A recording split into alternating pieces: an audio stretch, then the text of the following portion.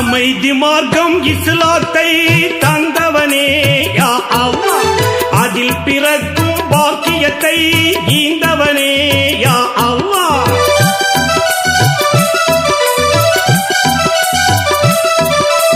அமைதி மார்க்கம் இஸ்லாத்தை தந்தவனே யா அல்லாஹ், அதில் பிறக்கும் பாக்கியத்தை ஈந்தவனே யா அல்லாஹ். உன்னை வணங்கும் வழிதனை சொன்னாயா அல்லாஹ், உலக வாழ்வில் எம்மை உயர்த்தி வைத்தவனே யா அல்லாஹ். அகிலத்தை படைத்து காக்கும் அல்லாவே